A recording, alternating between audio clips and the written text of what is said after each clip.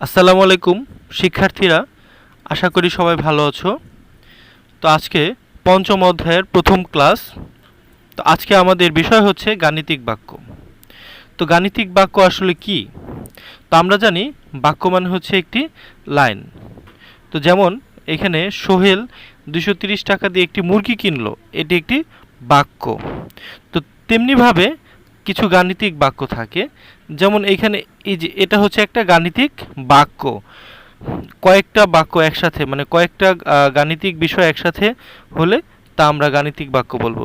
যেমন এখানে 230 যোগ 60 যোগ 40, তো এটা একটা গাণিতিক বাক্য হয়ে গেছে। তা আমরা এখন অঙ্কে চলে যাব। তো গাণিতিক বাক্য আমরা কিভাবে করব তা আমরা দেখি।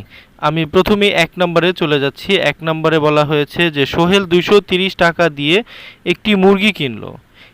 এরপরই সে 60 টাকা দিয়ে ডাল এবং 40 টাকা দিয়ে সবজি কিনলো। সে মোট কত টাকা খরচ করলো তা গাণিতিক বাক্যে প্রকাশ করে সমস্যাটি সমাধান করি। মানে সে কত টাকা খরচ করলো তা আমাদের গাণিতিক বাক্যে সমাধান করতে হবে। তো আমরা দেখতে পাচ্ছি যে সে 230 টাকা দিয়ে মুরগি কিনেছে, 60 টাকা দিয়ে ডাল কিনেছে এবং 40 টাকা দিয়ে সবজি কিনলো। তাহলে সে খরচ করেছে মুরগিতে, ডালে এবং সবজিতে কত কত টাকা।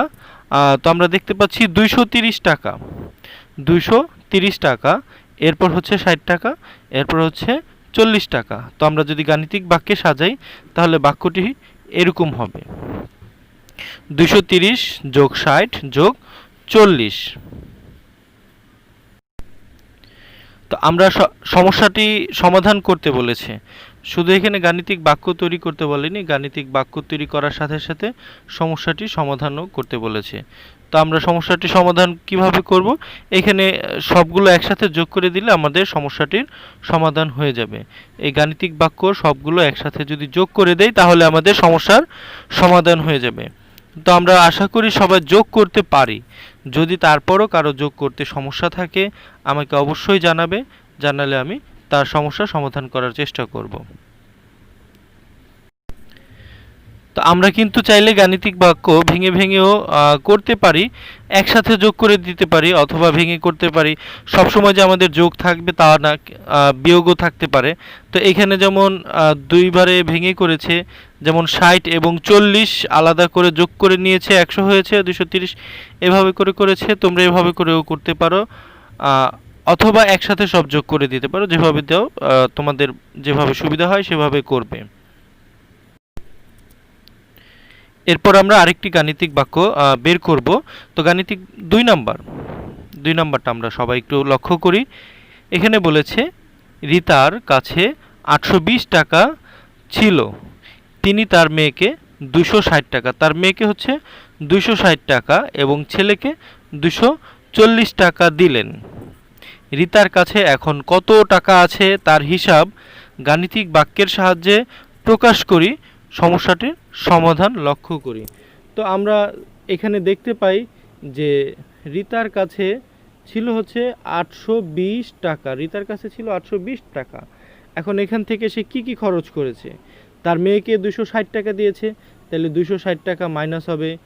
তার ছেলেকে 240 টাকা দিয়েছে, 240 টাকা মাইনাস হবে। তাহলে 820-এর সাথে 260 মাইনাস হবে এবং 240 মাইনাস হবে। তো আমরা এখানে গাণিতিক বাক্যের সমাধানটি আমরা একটু লক্ষ্য করি। এখানে হচ্ছে 820 মাইনাস 260 মাইনাস 240। তো আমাদের গাণিতিক বাক্যটি এরকম হবে।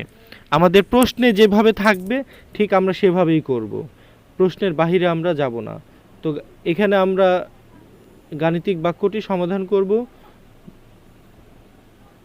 এখানে হচ্ছে আগে 260 বিয়োগ করেছে, এরপরে হচ্ছে আবার 240 বিয়োগ করেছে। তো আমি বলবো যে আসলে সবাই যদি 260 এবং 240 এটা যোগ করে তারপরে বাদ দিতে পারো, অথবা তোমরা একটা একটা করে বাদ দিতে পারো, এটা তোমাদের যেভাবে ভালো হয় সেভাবে করবে। তো আমরা এতক্ষণ যোগের গাণিতিক বাক্য দেখলাম, আমরা একটু গুণের গাণিতিক বাক্য দেখি। তো এখানে আমি চলে আসলাম 3 নম্বরে। তো 3 নম্বরে তোমরা দেখো বলেছে দুইটি ট্রের প্রতিটিতে 4টি করে প্লেট, মানে দুইটি ট্রে আছে। তো দুইটি ট্রে, প্রতিটি ট্রেতে 4টি করে প্লেট আছে। আমি প্রতিটি প্লেটে তিনটি করে পেঁয়াজু রেখেছি। 2টি ট্রেতে মোট কতটি পেঁয়াজু আছে তা গাণিতিক বাক্যের সাহায্যে প্রকাশ করো এবং সমস্যাটি সমাধান করো। তো এখানে আমার ট্রে আছে 2টি। এই 2টি ট্রেতে মোট কতটি পেঁয়াজু আছে এটা আমাকে গাণিতিক বাক্যের সাহায্যে বের করতে হবে। তো আমি যদি গাণিতিক বাক্যের সাহায্যে বের করতে চাই, আমরা একটু এই ছবিটি লক্ষ্য করি।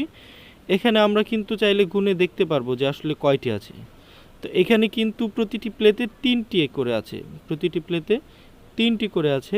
তো প্রতিটি প্লেটে যদি 3টি করে থাকে তাহলে এখানে একটি ট্রেতে প্লেট আছে 4টি এবং টোটাল ট্রে আছে 2টি। তাহলে আমরা যদি 3 গুণন একটি প্লেটে 3টি করে আর একটি ট্রেতে 4টি প্লেট আছে, তো আমরা যদি 3 গুণ 4 এটা করি তাহলে আমাদের একটি ট্রেতে কতগুলো পেঁয়াজু আছে তা বের হবে। আর এর সাথে যদি আমরা 2 গুণ করে দেই তাহলে 2টি ট্রেতে কতটি পেঁয়াজু আছে তা বের হবে।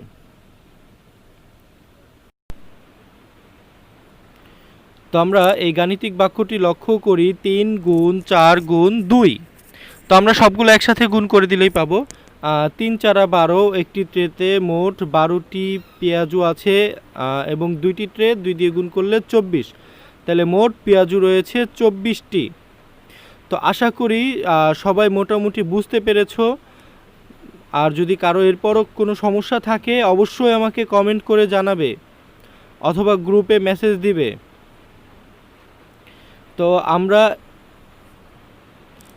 এই গাণিতিক বাক্যগুলো সমাধান করব, এটা আমাদের বাড়ির কাজ থাকবে। তো সবাইকে ধন্যবাদ। আসসালামু আলাইকুম।